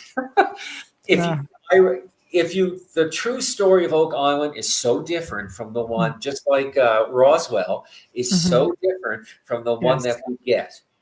And but yes, Oak Island, I'd love to go. Well, one thing that show that they're not looking for treasure because they started. You got to go to where the damn thing is. You don't start way over there, 100 meters away at borehole 10. You go back to where, Dufferin, I think he practically destroyed the area, but he knew what he was doing. You've got to dig down and you got to make a big hole like you're mining for uranium or something. And eventually you'll get there. That's the only way you're going to do it. And you're going to destroy everything around it. So it's not going to be the pretty little, whatever. They may have been limited because before, the brothers bought half the island, bought into it, they may have been limited by the province itself, the indigenous people. You can't just go There's digging other up laws. place yes, I think, it has to be done in stages. I appreciate what the levels of red tape, but in the end, I do agree with you. Here's another question, and I will expand on this question to local cryptozoology sightings in the area. So, Okay. Do you believe in skinwalkers? I've never thought much about it, John. I know the phenomenon vaguely, of course. I've read books, about it that have it, but I don't have an opinion because I really haven't studied it. Right now I'm doing a study on poltergeist and mediumship, which is why I want to talk to Amelia and you, Michelle, personally, about. And I'm not going to tell you what it's about, but it's something I think you would find interesting. But skinwalkers isn't it? I like the concept of it. And oh, by the way, John and everybody else that's listening, Bigfoot is not. Oh my God, Lauren Coleman always calls. What's the native creature that's? Oh my God, how can I have a brain fart? He always says this is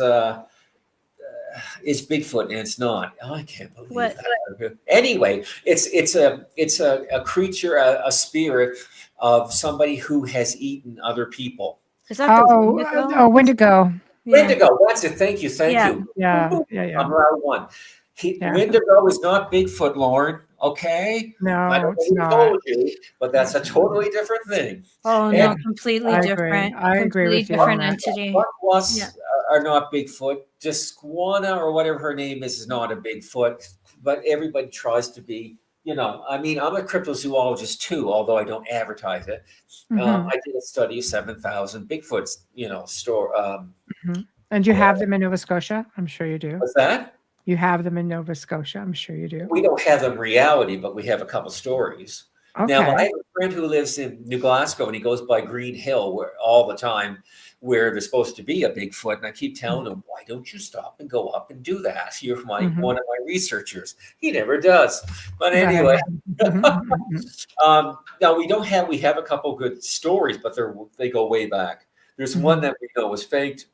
There are some people now that are trying to say it is, but I stopped at 1998 because that's when the internet became reached critical mass, and everybody could then get on the internet and lie. So by 2098 to 2000, I don't listen to them unless they're really, really good. But I analyzed 1920 to 1998. Prior to 1920, newspapers would make stuff up, and you hear all the time. In fact, I've got a book they had to sell papers. That was their living. They didn't have sponsors or any advertisements. This is all prior 1920 story. Okay. Wow. Bigfoot. And look how much. And this is all made up. They all made it up. What? And that's the whole thing. So what is that, like 1,000 pages? Just about. Huh. So I did 1920. I'm not allowed in Vegas. I'm just saying. Yeah, the newspapers in 1920 decided they were going to grow up, and they stopped doing it. It has 1,080 pages. It was easier to tell a story back then because they had no one could validate anything. Yeah, you'll notice when they discovered gorillas, all of a sudden the creatures were called gorillas, and oh yeah, Bigfoot. Yeah, Bigfoot drives the UFOs. That's the joke. I'm not going to say your name because I'll probably butcher it. But yeah, that's the joke about you don't use one unknown to prove another. What do I think of Bigfoot and UFO connection? I think the people in Pennsylvania in the 1970s were doing a lot of drugs. The 70s was weird. In fact, They were doing a lot I've of got good. the book Well, for they it. were in the middle of a war that was made up. Yeah. You know. Okay. This is the 70s, 1970s, and it is far out, shaggy, funky monsters. Of course.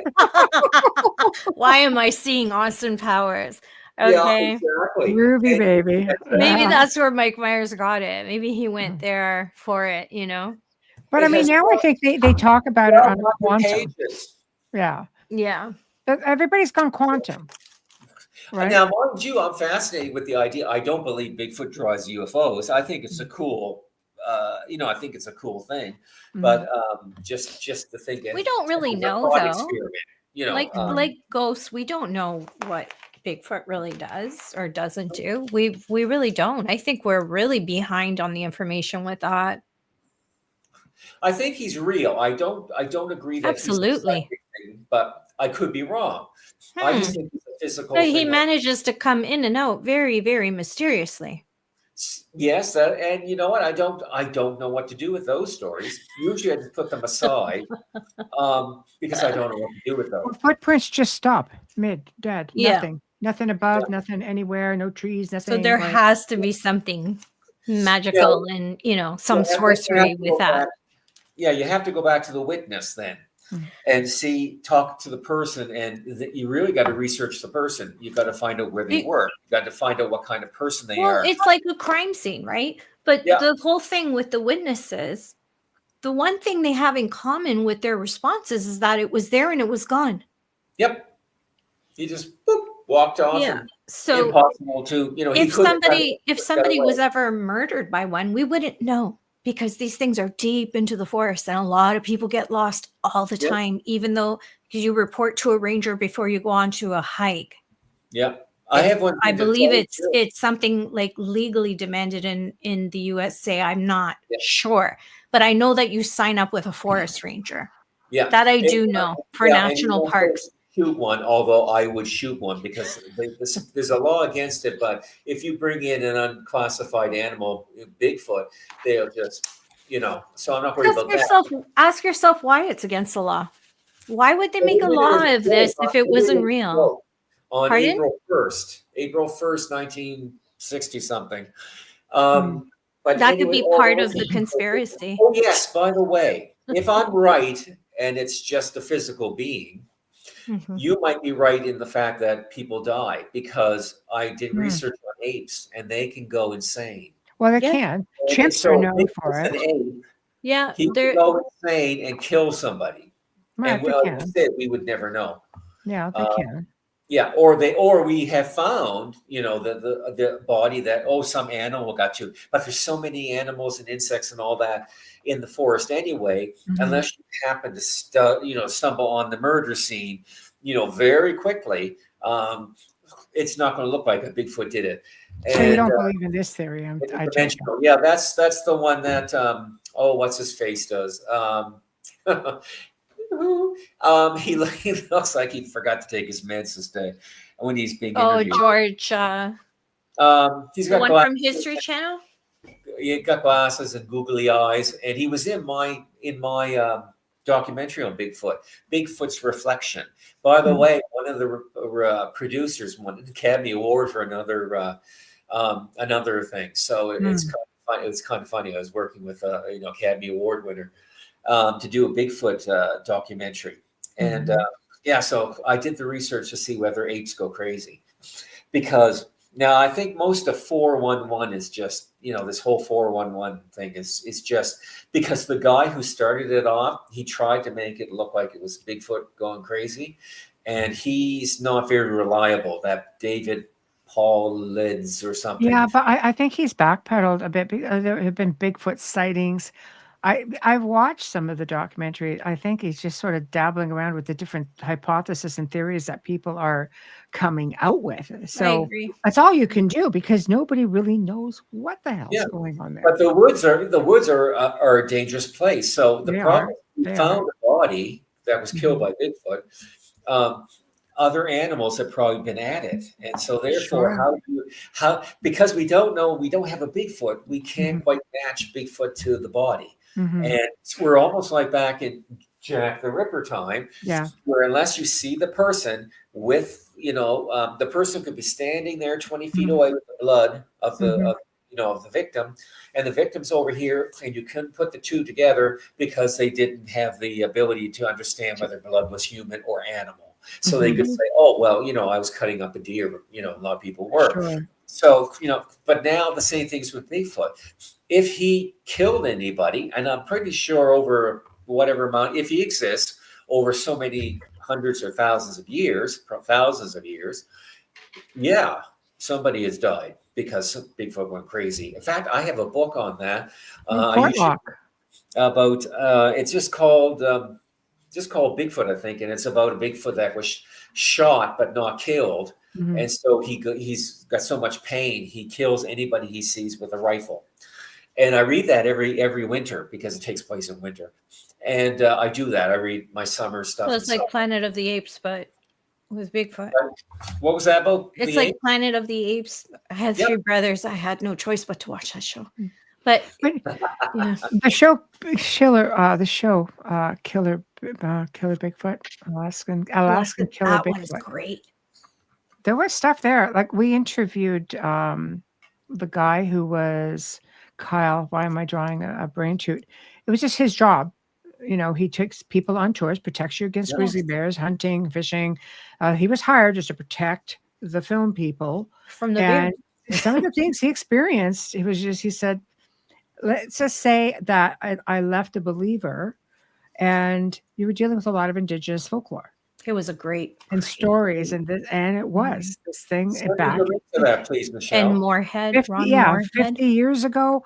I mean, they were, people were dying because of this. So Send me the link, please, Michelle, so I can watch that show. Ron I Moorhead was absolutely a will. really good interview too. Ron Moorhead has been, Yeah. he was on, he did a guest appearance. He believes in quantum stuff. He did an appearance on the Oh, show. yeah, He's the done a one- couple of He's episodes still on the show. around. My God, he must be ancient now. Oh, he's He was- wonderful. The whole Oh Sierra my Sounds.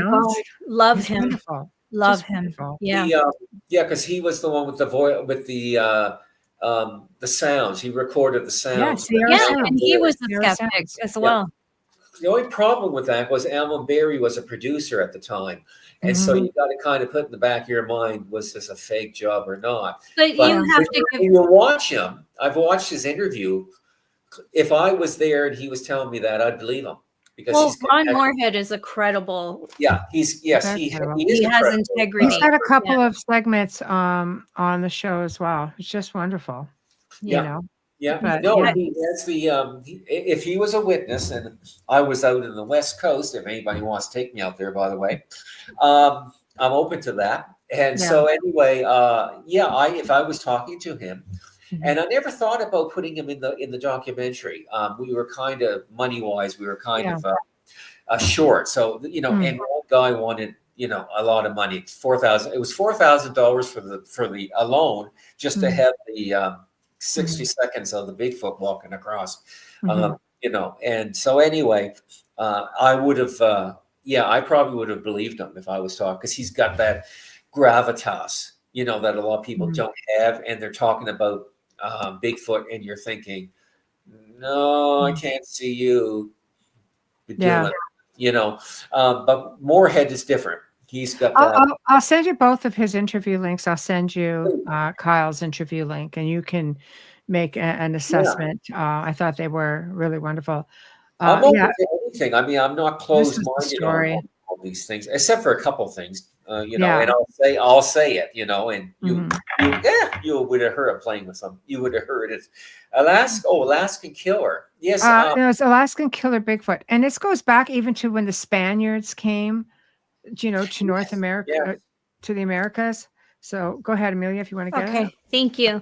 Wayne says Alaskan Killer Bigfoot told a story about an island that had a fish cannery on it. Many workers went missing and turned up dead and dismembered, floating on the water. Nothing eaten, just torn up.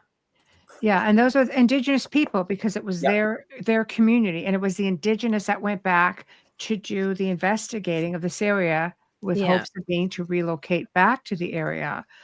And then Dolly. A Bigfoot in Ocala National Forest, sorry. in Florida is supposed to have killed a person. So there's definitely a lot, and I wish we had more time to go there, but we're nearing the top of the hour, and this is the part of the show where you basically tell us what you have going on and going from there. Okay. What do I have going on? Gee whiz. I will say one thing very quickly. When all the Bigfoot shows were on and all the ghost shows were on and everything, I got a phone call from a producer, and it was, the show was to be in Alaska. And I said to him, I said, oh, I guess the ghosts have changed, how did I put it? I said, oh, so we're out of we must have run out of ghosts, and now we're doing, Bigfoot in Alaska.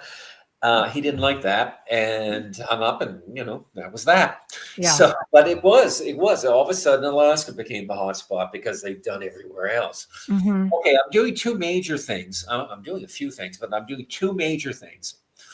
One is a study on poltergeists, and what I don't want to give it away, but there was a study back in the early 2010s that was never followed up.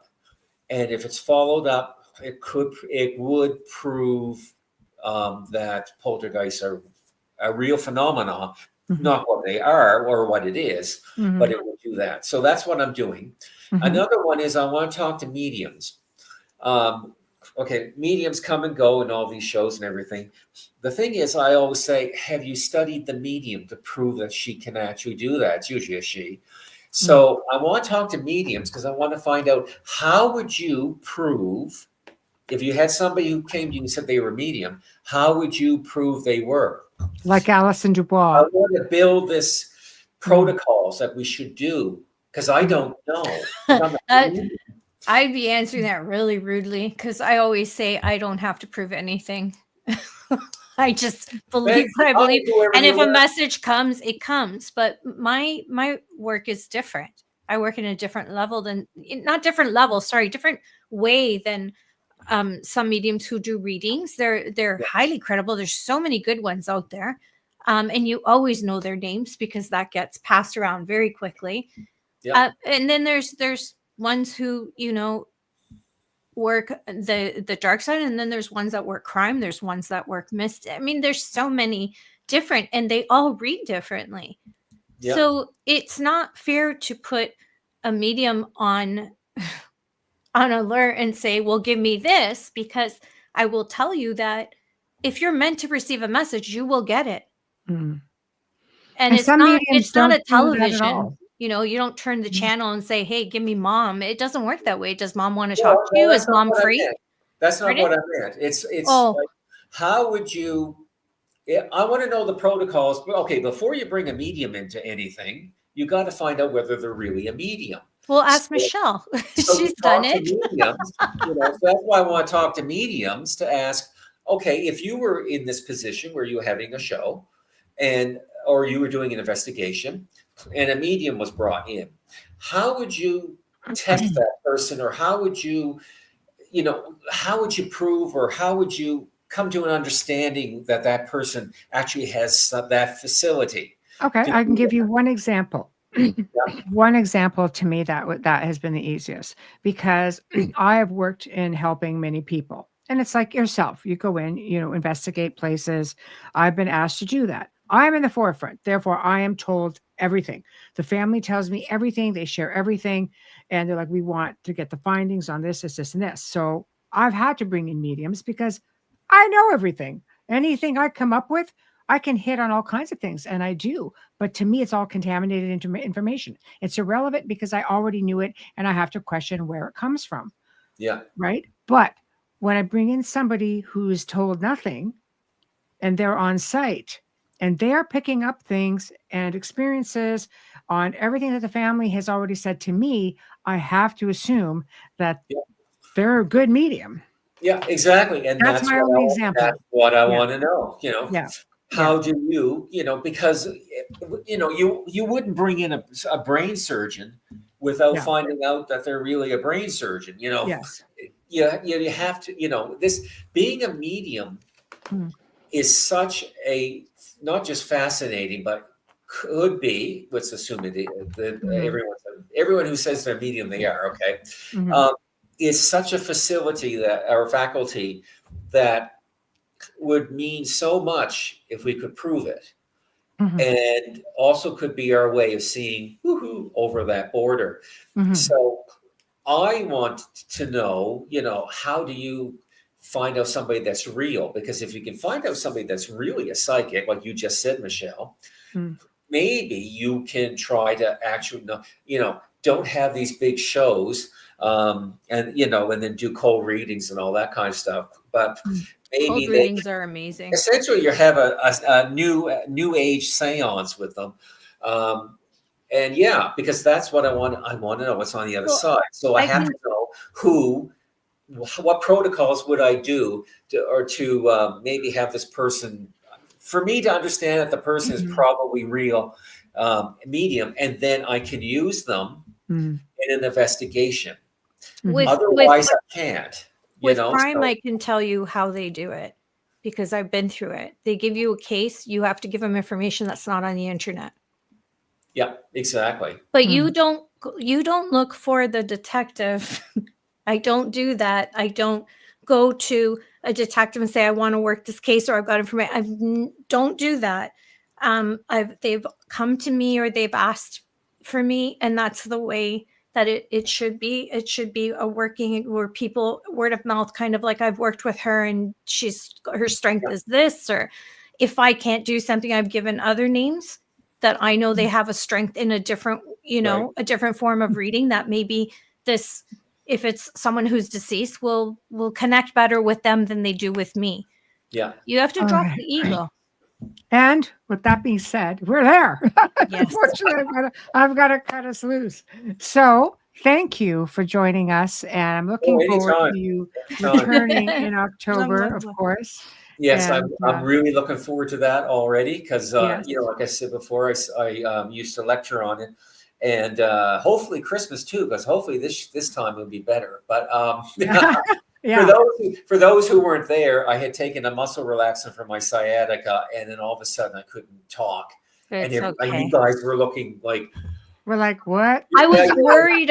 We were worried Even about Elliot was in you. the chat room going, uh-oh. anyway, Yeah. I never did take the two medicines together after that, except one other time, and then I couldn't walk. I'm just glad that you're okay because Yes. it was more It of was a, oh bad. my It was God, is almost he like having a a heart attack or a stroke and no one's there? stroke. That's what it felt like. I Yeah. couldn't complete a sentence. And I'm at the beginning of this, right? And I'm thinking, oh my God. And I could Yeah. tell that Michelle had a whole bunch of stuff that she'd researched, she'd done, because you had your picture wide enough. And I'm thinking, I'm crashing and burning. You know what? You know how I call it? I say it's a Prince Andrew level career killing interview.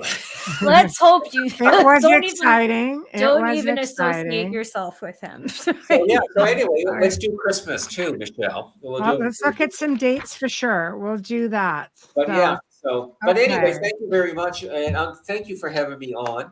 I want to Pleasure. talk to you privately about a couple of things, not just about the meeting. I'll send you some links and stuff, and we can Fascinating. definitely jam. Great. Yeah. Yeah. All right. And same with Perfect. anybody who's watching or listening, all 2.5 million. Ah, You can get to me. Grumpy. No. Yeah, I actually do have that, but it's. Come on, Darryll. Don't Ghost Project Canada at gmail.com. there we go. There we I go. almost had And that looking at it the whole right? time. It's late for so- you. It's late Yeah. for you. All right. Yeah. Don't tell me All about anything. right, my friend. Take care, ladies. Have a We'll good talk to one. you later. Bye, All sweetie. right. Bye, bye, care. everybody. Thanks for listening. Bye.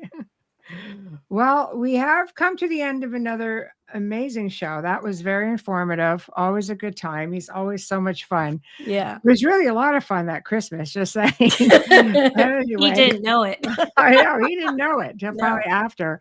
Anyway, Tuesday, Beyond the Outer Realm, 2 p.m. Eastern, we welcome an uncensored version with Nathaniel Gillis discussing the phenomenon of using aggressive mimicry when manifesting. Oof. So, yep, that's going to go who knows where. Jeez, Wednesday fun. night, we're throwing in another open mic. Why? Because Bubbles is back and we're going to have some fun. Mysteries, forbidden knowledge, paranormal, you name it. Get your questions and comments ready. Meet us in chat. Let's just have fun. Thursday, you're all welcome for this one, by the way. Priscilla Cruz Rosado returns because people have been asking, about predictions for the upcoming year based on the zodiac signs individually. She's coming in and she's going to tackle every zodiac sign on an individual basis and what every person with whatever signs, 12 signs, what they can expect for the upcoming year. So it sounds like it's going to be a whole lot of fun. So thank you, Folgers. Thank you, Justin Snicker. Thank you, Steve McGinnis. Thank you, United Public Radio Network, UFO Paranormal Radio Network, 105.3 and 107.7 FM. We love you guys. Have a great weekend, and I will see you guys on Tuesday afternoon. Put your seatbelts on for that one. Just saying. All right. Good night, all.